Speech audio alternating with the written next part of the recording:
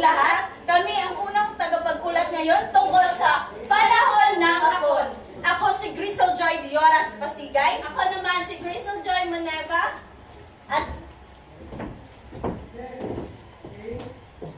ngayon, tatalakayin natin ngayon tungkol sa panahon ng hapon. Bago yan, babasahin muna natin ang layunin. May 3 layunin. Pakibasa. Una, Naipapaliwanag ang kasaysayan sa panahon ng hapon. Natutukoy ang mga manunulat sa panahon ng hapon. Natutukoy ang kontribusyon ng dula sa panahon ng hapon. maraming salamat sa inyong kooperasyon. Ngayon, So bago tayo magpatuloy, may papagawa muna kami sa inyo. Ito yung paunang paunang gawain. So kumuha kayo ng isang kapat na papel. Handa na ba ang lahat? Tayo'y magsisimula na. Una, sino ang namumuno sa Barangay Theater Guild? A. Lamberto V. Avillana. B. Francisco Soc Rodrigo. C. Julian Cruz Balmaceda. And D. Cathy de la Cruz. Uulitin ko. Sino ang namumuno sa Barangay Theater Guild? A. Lamberto V. Avillana. B. Francisco Soc Rodrigo. C. Julian Cruz Balmaceda. At D. Cathy de la Cruz. Pangalawang tanong. Sino ang namumuno sa Dramatic Philippines? A. Lamberto V. Avillana. B. Narciso Pimentel Jr. C. Francisco Soc Rodrigo. D. Julian Cruz Balmaceda. Ulitin ko. Sino ang namumuno sa Dramatic Philippines? A. Lamberto V. Avillana. B. Narciso Pimentel Jr. C. Francisco Soc Rodrigo. D. Julian Cruz Balmaceda. Pangatlo, ano ang dahilan kung bakit walang ganoong nobelang naisulat sa panahon ng hapon? Uulitin ko, ano ang dahilan kung bakit walang ganoong nobelang naisulat sa panahon ng hapon? A. Dahil ipinagbabawal ng mga hapon. B. Dahil pinapatay ang mga manunulat. C. Dahil tinatamad ang mga manunulat. And D. Dahil sa kakapusan ng papel. Uulitin ko. A. Dahil ipinagbabawal ng mga hapon. B. Dahil pinapatay ang mga manunulat. C. Dahil tinatamad ang mga manunulat. At D. Dahil sa kakapusan ng papel. Pang-apat, isa sa mga pinakasikat na dula ni Francisco Soc Rodrigo. A. Maynila. B. Sa Pula sa Puti. C. Kapitbahay. D. Pitong Buwen. Ulitin ko. Isa sa mga pinakasikat na dula ni Francisco Soc Rodrigo. A. Maynila. B. Sa Pula sa Puti. C. Kapitbahay. D. Pitong Buwen. Uling tanong. Sa panahon ng hapon, kilala siya bilang ang Sophie the Teacher of the Philippines. Uulitin ko, sa panahon ng hapon, kilala siya bilang ang Sophie the Teacher of the Philippines. A. Cathy de la Cruz. B. Atang de la Rama. C. Narciso Pimentel Jr. At D. Gervasio Santiago. Uulitin ko, A. Cathy de la Cruz. B.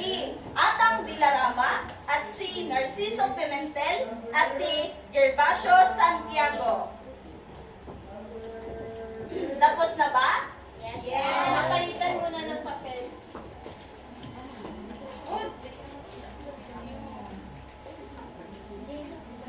Okay na ba?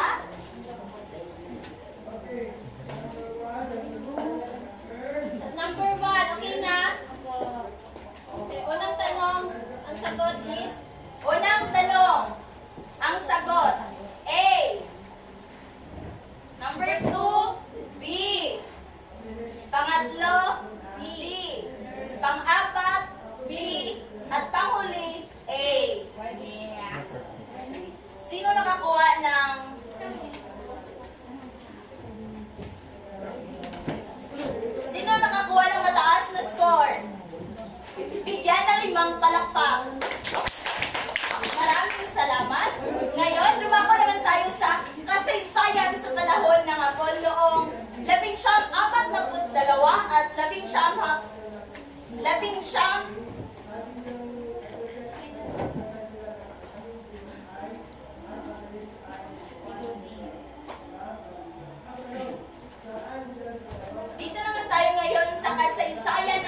panahon ng Hapon noong 1942 hanggang 1945.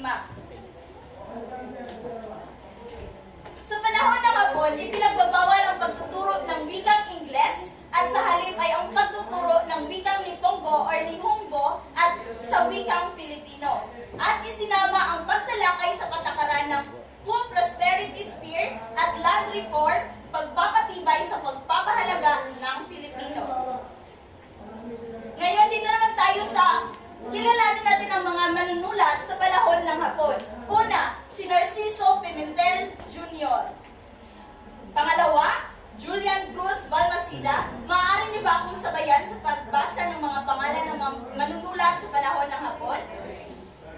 Francisco Soc Rodrigo, Lamberto V.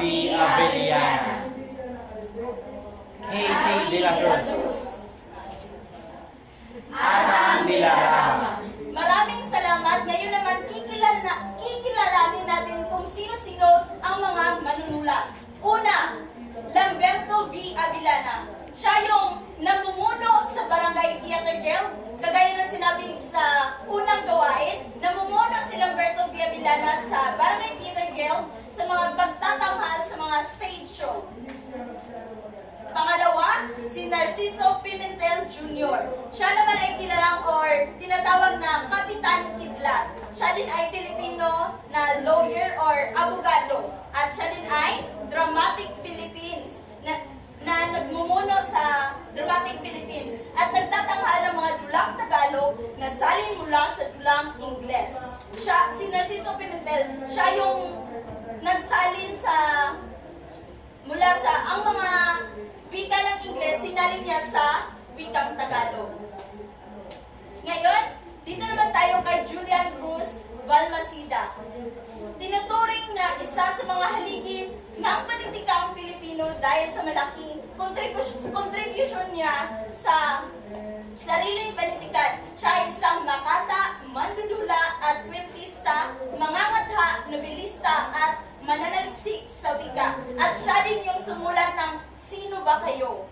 Ng pinakamataas na uri ng dula sa panahong yaon. Sa panahon ng Hapon, siya yung sumulat ng Sino Ba Kayo, yung tinaguri ang pinakamataas na uri ng dula. Dito naman tayo sa Francisco Soc Rodrigo, isang Filipino playwright or lawyer at abogado, broadcaster at senator sa Pilipinas noong 1955 hanggang 1967. Siya rin ang sumulat ng Sa Pula sa Puti na ikikwento mamaya. At siya din yung si Rana de Bergerac, siya yung nagsalin sa Pilipino. At siya din ay isang senador, manunulat, panganay na lalaki sa kanilang magkakapatid at namatay siya noong 1975 at isa din siyang makata, mandudula at lingkod ng bayan. Ngayon, pumunta naman tayo sa kay Cathy de la Cruz. Si Cathy de la Cruz ay isang leading Filipina singer or jazz vocals and torch. Song in a long career that lasted 8 decades, si Cathy de la Cruz, siya yung pinakasikat sa panahon ng Hapon na artista. At ang tawag din sa panahon ng Hapon na mga artista, ang tawag ay Tugo or Pugo. Si Cathy de la Cruz ay tinaguri ang Sophie Tucker of the Philippines or the Queen of Filipino Jazz. Ngayon, dito naman tayo tatalakay kay Atang de la Rama. Siya ay sikat na artista, mang-aawit at siya din ay bodabil na tagapalabas at siya ang unang Pilipina film artist na pinanganak sa Pandacan, Manila noong Enero 1912.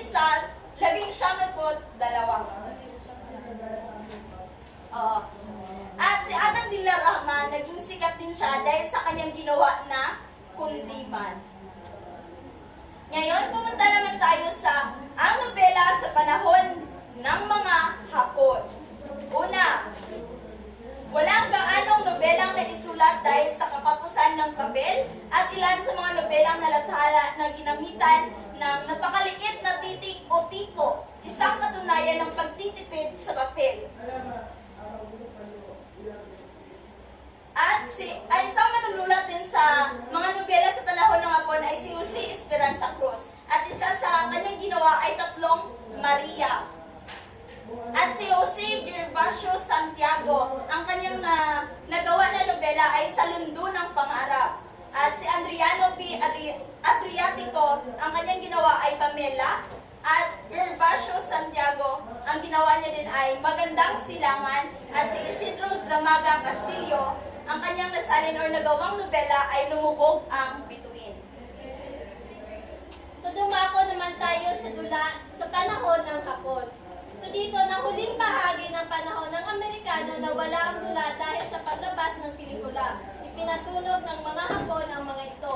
Dahil dito, ang mga manunulat ng dula ay muling nagbalik sa mga mamamayan. So dito na, nung panahon ng Hapon, di ba alam naman natin na may galit yung mga Hapon sa Amerikano. Kaya pinasunog nila yung mga nobela at yung mga dula na nagawa ng mga manunulat natin. Tsaka, para hindi na rin, para mawala na rin yung impluwensya ng mga Amerikano sa atin. Ang mga artista, manunulat at patnubot ng mga sinihan at pelikula na nawala ng hanap buhay, nagsibuo ng iba't ibang samahan, nagdulot ng panuring pang-alyo sa pamamanglaw ng mga mamamayan. Nawala ang dula dahil sa paglabas ng pelikula. Inalugdan ang pagpapalabas sa maliit at malalaking teatro tulad ng Avino, Live, Manila Grand, Opera House. So dito na, dahil nga diba, nawala na yung mga dula. So yung mga artista doon is nagbalik na sila sa kanilang nagbalik na sila sa kanilang yung ordinaryong buhay. Dahil parang nawalan sila ng hanap buhay. At saka dito is ang nagpalit sa dula ay pelikula na. Kaya hindi na masyadong pinatagpilit yung dula kasi may bago ng pinapalabas na kung saan yung pelikula na kung saan nagbibigay ng alyo sa mga tao. Ngayon, dito naman tayo sa Pula sa Puti ni Francisco Soc Rodrigo. Kikilalanin natin ang mga tauhan sa Pula sa Puti. Una, si Kulas. Maaari niyo bang basahin? Ulas. Ulas, mahilig magsabong, pangunahing tauhan sa kwento. Sili, asawa ni Kulas na pumipigil sa kanya sa pagsasabong pero sikreto pumupusta sa kalaban. Shusini, kaibigan ni Sili. Pastor, ang nag-impluensya kay Kulas sa pagsasabong.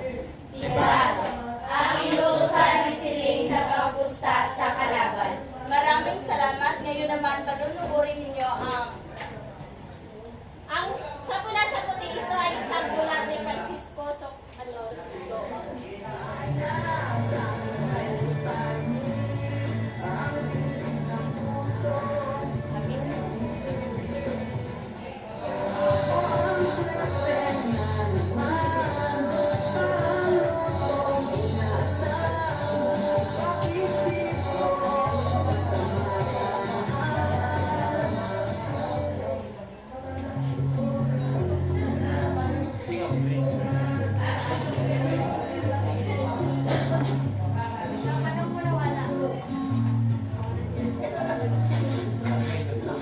Nakipagtalo pa nga ako nung nakaraang araw eh. Paano ay hindi pa ako binasa sa pagpili at paghimas ng ano? Pero ngayon, marami na akong natutunan, mga bagong sistema. Oo, sistema! Eh, anong sistema? Huwag kang mainip, sasabihin ko sa'yo. Na naging ako siya na kinakapundar ako ng isang kanabaw, isang puti na kanabaw. Puti. Ang pilak ay puti. Sa mga tuwid ang ibig sabihin, pilak. May nahabol daw ako ng pilak. Hinahabol ako ng kwarta. Wala akong kaduna-duna sila. Walang kaduna-duna na ano? Oo, ay, bigyan mo na ako limang piso ngayon. Ay, sigurado, magkakakwarta tayo. Naku! Ikaw talaga Kulas. Wala kang kaduna-duna sa mga panaginip mo. Eh, nung isang buwan, nanaginip ka ng ahas, numero 8. Ang sabi mo, mananalo ka. Ayun, ang pinta kasi noon, 8 ng Pebrero. Oh, nanalo ka ba? Ayun, tayo ka kami. Nagkamali ako ng pag-intindi mo sa numero 8 doon. Ay, nagkamali ka. Sigurado, nagkamali ka rin. Nung napanaginipan mo ang tonang pusa. Oh, sabi mo, mananalo ka na. Nadisgrasya pa rin. Oh, ngayon naman. Matindaya ba? Matinsan ka. Sige. Makinig ka, no? Ano? Sige na. Sige. Medyo lang.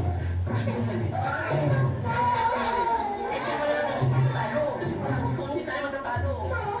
Talagang talaga. Nako, kapag natalo ko itong mahirap na to. Totoo.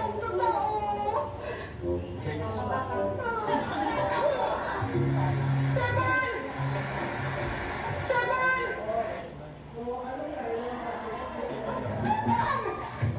Ano po yun? Aming siling? Oh, heto ang teban, ha? 5 piso. Pumunta na naman ang amo mong si Kulasa sa bungan. Ito, ipusta mo to.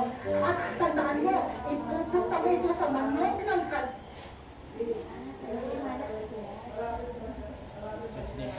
Opo. Oo, lumayo ka na, bilisan mo! At makuhuli ka! Sige na, pumunta ka na! Ay! Ipusta ang 5 piso!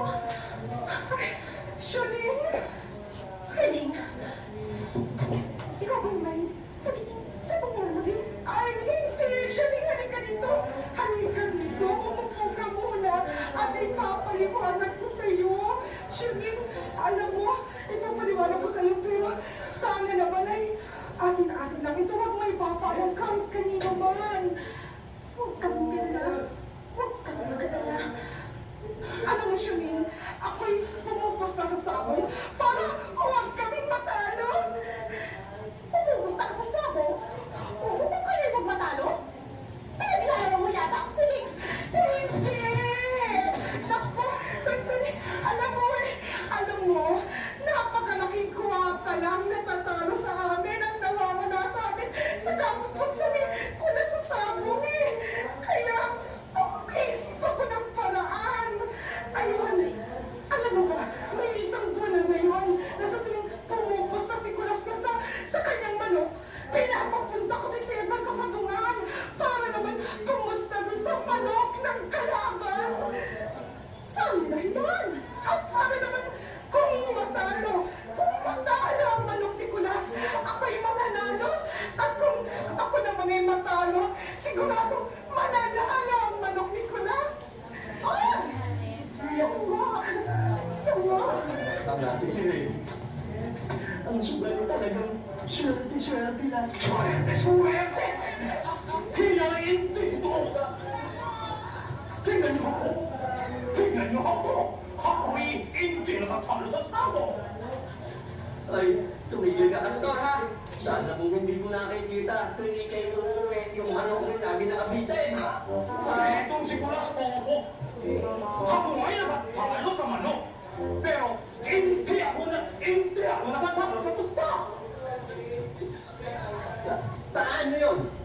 Gusto mo talaga malaman?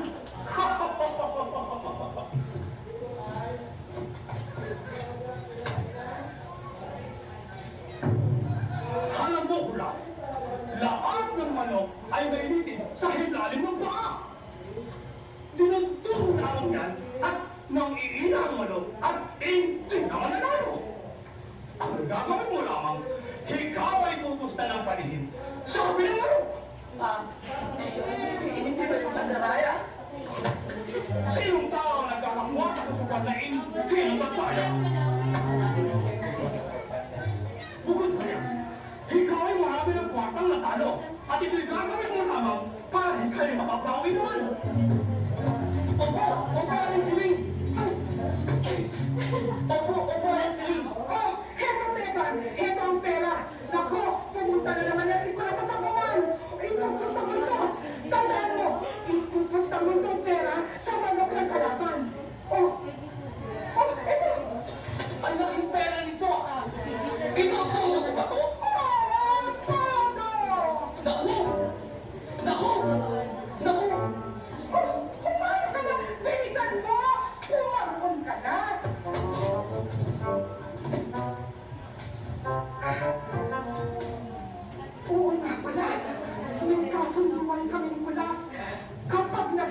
siya, iluluto ko ang lahat ng kanyang mga manok.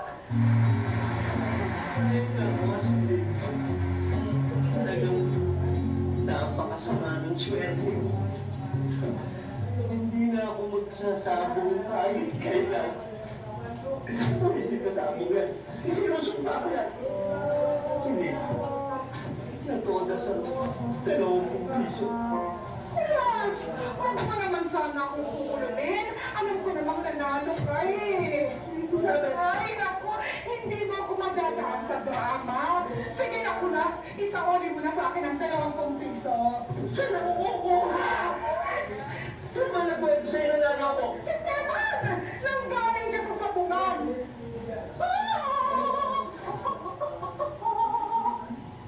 Teka, baka si Teman ang tumumi ng kwarta. Siya nga pala! Sinabi ko naman sa'yo, huwag ka masyado magtitiwala. Teman! Teman! Ako'y nagulat sa inyo. Teman! Isama mo na dito ang pera. Anong pera? Eh, di yung 20 pisong dinala ko kanina sa sabungan. Babae, natalo mo po eh. Sinungaling ka! Kung natalo ko, eh di sana nanalo si Kulas ko. Eh kaso, natalo si Kulas, eh di nanalo ka. Teka, ha? Hindi. Teka, ikaw eh, pumusta rin sa sakuha kanina. Ha? Opo! Pinagpusta po ako ni Haring Smith. Ganon! Ay, sige. Bawal ka ng bawal sa akin sa pagsasaka. Yung pala, ikaw eh, isang sumugera tayo na yun. Ay, Kulas! Ako'y tumupos na sa saka mo. Bakit? Manalo ako sa ka. Hindi tayo mawawalan. Paano pala akong isang puno rin? Teka muna, teka. Iwanagin natin saan napunta ang 20 piso. Diba? Isa ko mo na ang pera. Aba, teka muna. Alam mo sila, totoong natalo nga si Teban. Kasi, kumusta siya doon sa manok ng kalaban. Natalo yun. O kung gano'n, nanalo ka. Oo. Nanalo nga ako. Oo, yung manok ko. Oh, isama mo na sa akin ang pera. Pero, doon sa pusta, natalo ko. Kasi, yung linog sa manok ng kalaban ko, pusta eh. Saan mo nakakalapan ka pumusta?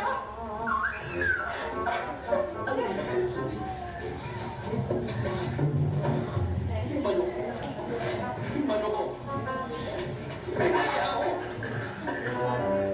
Binatihan ko para sigurado hindi mananalo. Kaso mo, pagkakita ko ng mga manok, anak ako, Jeske, yung manok na kalaban, nagtatakbo agad. Ay, dinanalo yung manok ko. Ayan, tuloy! Ayan! Ito mo mayope! Ikaw mo siyang nag-cherry! Bakit ka nagmana mo sili? Parang! Ako'y tawang-tawa! Charing! Maghahapunan ka mamaya dito sa amin! Ako'y maghahanda! Maghahanda ako! Hindi, maging mo! Maghahanda! Devan!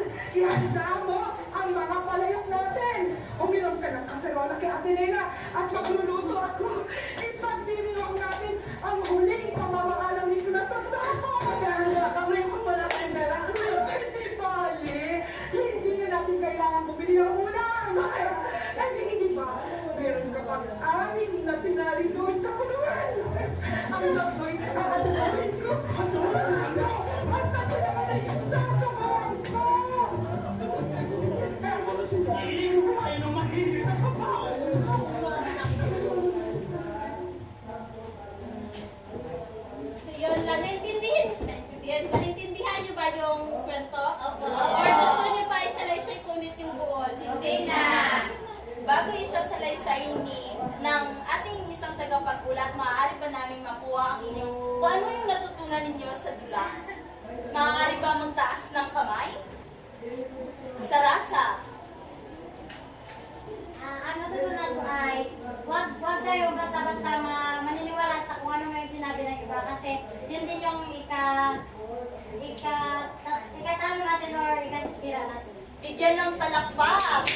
Sino ba ang gustong sumagot? Ate Rizel. Ang natutunan ko is huwag kang magsisinungaling kasi mapapahamak ka. Maraming salamat. Bigyan ng palakpak. Sino pa ba ang gustong sumagot? Wala na at Pueto.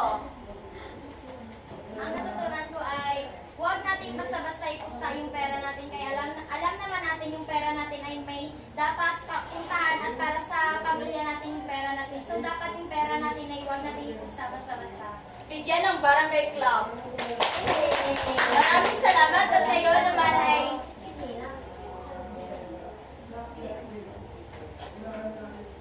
So, meron kaming ipapagawa sa inyo. Bibilang kami ng 5, dapat nakahati na kayo sa 2 grupo. Enga. Oo, dapat 2 grupo lang ha. Gamay lang sila. Sige na, hatiin kayo namin sa 2 grupo. Enga. Sige na, 1. 2. Sige, Ken. Sige na, Ken. Tara.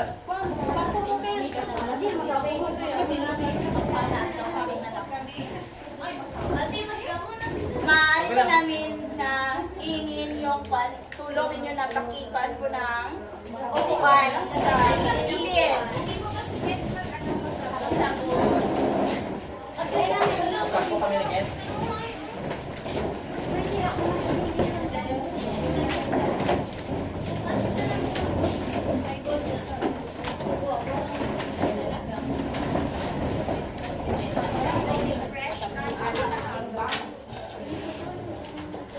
So, ito yung dapat nyong gawin. Magbibigay kami ng katanungan ng aming tagapag-ulat. At pwesto kayo sa pula or sa puti. Sa puti kung tama. At sa pula naman kung mali.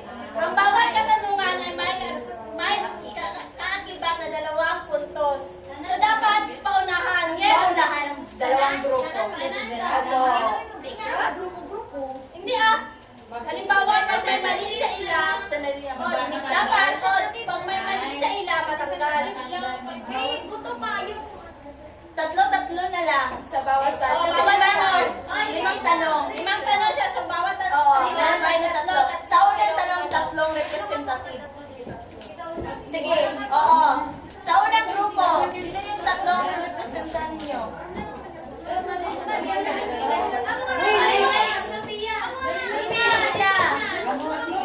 Bilisan natin. Sa unang tanong,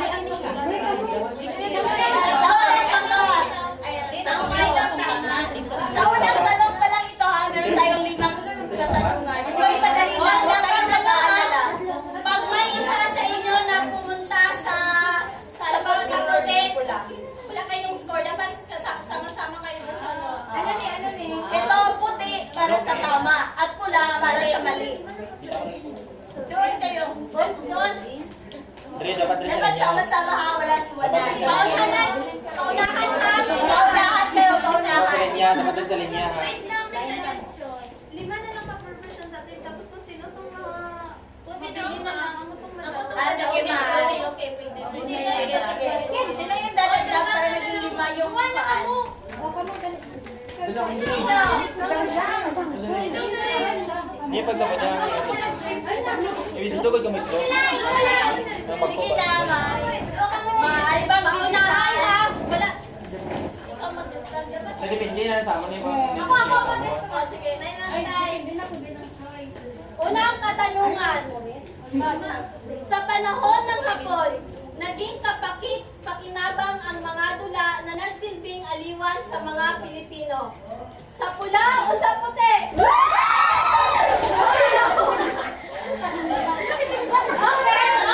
Okay, wala. Kaya kay lahat ng puntos. Yay! Bigyan ng palakpak.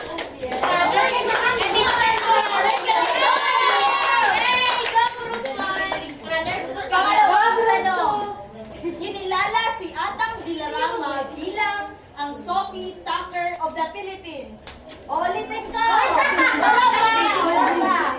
Kinilala si Atang Dilarama bilang ang Sophie Tucker of the Philippines!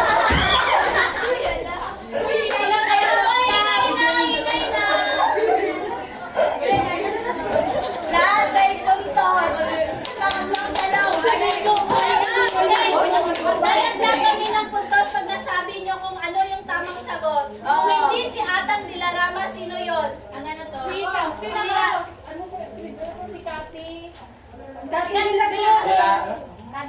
Mataas na kamay!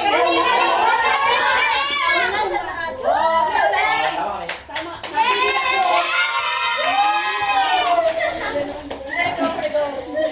Five points, 4 points. Pangatlong tanong. Ang ilan sa nobelang nailathala ay ginamitan ng malaking titik sa pula o sa puti? Ang ilan sa mga nobelang nailathala ay ginamitan ng malaking titik? Lahat kayo ng Wala yung tama. Ang mga Pilas ginamitan ng maliit na titik, di ba? Kasi nang ano, dahil sa kakapusan ng tubig. Ay, tama. Sige, kaya ano mo tapos? Sige na, makinig na ang pang-apat na tanong. Sa panahon ng Hapon ay kinilala si Cathy de la Cruz bilang ang Sophie Tucker of the Philippines. Pula o puti? Hoy, nakakapanak ako! Wala na! Wala nang aalis! Anong group? Anong group? Group 1. Ang dalawa ba? Mali.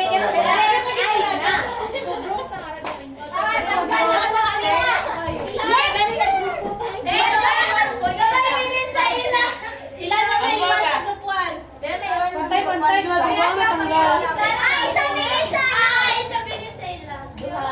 May dalawa.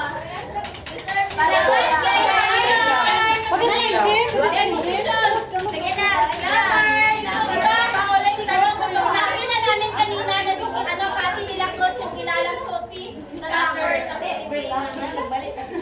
Sige, panglima, panguling katanungan. Makinig na. Ang Barangay Theater Guild ay pinamumunuan ni Lamberto B. Avilana. Sa pula o sa puti? Wala na? Pinamumunuan. Pantaw ko na mo na. Wala nang aalis. Sila ang may punto.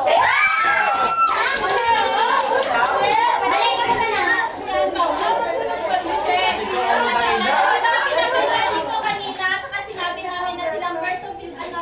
Avillana yung namumuno sa Barangay Theater Guild. Pwede liwat? Wala na. Ang manalo ay Tatayan natin. So, unang katanungan. Sa panahon ng Hapon, ito ay usong-uso dahil sa halos walang pelikulang nailabas. A. Tula. B. Budabil. C. Sa pula sa puti. D. Tatlong Maria. Ulitin ko. Sa panahon ng Hapon, ito ay usong-uso dahil sa halos walang pelikulang nailabas. A. Tula. B. Budabil. C. Sa pula sa puti. D.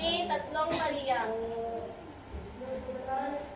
pangalawang tanong. Ito ay pinamumunuan ni Lamberto B. Avilana. A. Barangay Theater Guild. B. Stage Show. C. Dramatic Philippines. D. Cyrano de Bergerac. Ulitin ko. Ito ay pinamumunuan ni Lamberto V. Lambina. A. Barangay Theater Guild. B. Stage Show. C. Dramatic Philippines. D. Cyrano de Bergerac. Pangatlong tanong. Sino ang namumuno sa Dramatic Philippines? A. Cathy de la Cruz. B. Francisco Soc Rodrigo. C. Atang Dilarama. D. Narciso Pimentel. Ulitin ko. Sino ang namumuno sa Dramatic Philippines? A. Cathy de la Cruz. B. Francisco Soc Rodrigo. C. Atang Dilarama. D. Francisco Pimentel. Pang-apat.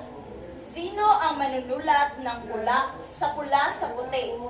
Sino ang manunulat ng sa pula sa puti? A. Lamberto V. Avillana. B. Narciso Pimentel Jr. C. Francisco Suc Rodrigo. At D. Cathy de la Cruz.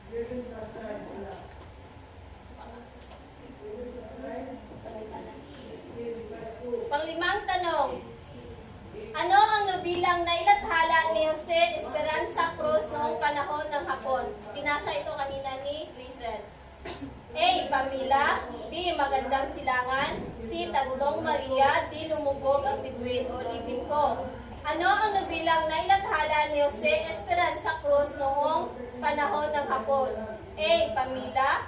B. Magandang Silangan. C. Tatlong Maria. D. Lumubog ang bituin. Pang-anim, bakit kailangan ng mga Pilipinong manunulat na sumulat ng mga akda o nobela na gamit ang wikang Pilipino? Ulitin ko. Bakit kailangan ng mga Pilipinong manunulat na sumulat ng mga akda o nobela na gamit ang wikang Pilipino? A. Dahil gusto lang nila. B. Dahil gusto ng mga Hapones na gamitin ang sariling wika kahit na hindi nila naunawaan ang mga salita. B. C. Gusto ni Mang Ben na gamitin ang wikang Pilipino dahil nakakaaliw? D. Dahil ang asignaturang Pilipino ay may matalinghaga at malalim na salita. O ulitin ko. A. Dahil gusto lang nila. B. Dahil gusto ng mga Hapones na gamitin ang sariling wika kahit na hindi nila nauunawaan ang mga salita. C. Gusto ni Mang Ben na gamitin ang wikang Pilipino dahil nakakaaliw. D. Dahil ang asignaturang Pilipino ay may matalinghaga at malalim na salita. Pangpitong katanungan. Sa dulang sa pula sa puti ni Francisco Suc Rodrigo, sino sa mga tauhan ang masasabing mong may kritikal na pag-iisip? A. Pulas. B. Suling. C. Tiban. D. Siling. Ulitin ko. Sa dulang sa pula sa puti ni Francisco Suc Rodrigo, sino sa mga tauhan ang masasabi mong may kritikal na pag-iisip? A. Pulas. B. Suling. C. Tiban. D. Siling. Pangwalong tanong. Si Kent ay isang manunulat sa panahon ng Hapon. Ngunit kaunti lamang ang kanyang nailathala. Ano ang rason kung bakit kaunti lang ang kanyang nailathala? A. Dahil sa kakapusan ng papel. B. Dahil sa tinatamad. C. Dahil sa dulot ng digmaan. D. Wala sa nabanggit. O ulitin ko. A. Dahil sa kakapusan ng papel. B. Dahil sa tinatamad. C. Dahil sa dulot ng digmaan. At D. Wala sa nabanggit. Pangsyam. Ang dulang sa pula sa puti ay tungkol sa una, pagmamahal. B. Kapayapaan. C. Pagsasabong. D. Pagmamahal sa kapwa. Ulitin ko. Ang dulang sa pula sa puti ay tungkol sa A. Pagmamahal. B. Kapayapaan. C. Pagsasabong. D. Pagmamahal sa kapwa. At ang huling tanong. Si Ben ay isang sabongerong tao sa sobrang pagkalulong sa ganitong bisyo. Ano ang masamang naidulot dito sa kanya? Ulitin ko. Si Ben ay isang sabongerong tao sa sobrang pagkalulong sa ganitong bisyo. Ano ang masamang naidulot dito sa kanya? A. Kahirapan. B. Pagkalugi. C. Paglubog sa utang. D. Lahat ng nabanggit. Magpalitan ng papel.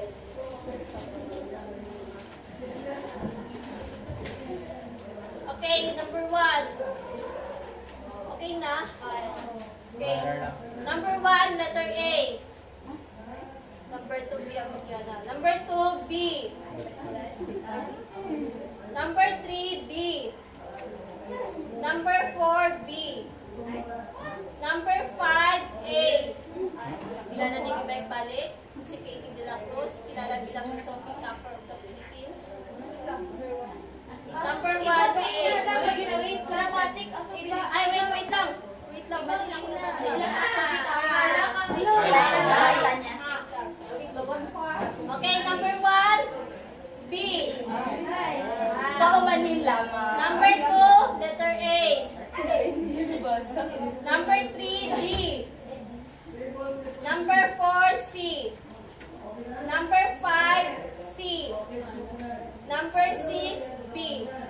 Number 7, D. 8, A. Siyam, C. At panghuli, D. Sino ang nakakuha ng mataas na? Wow! Bigyan ng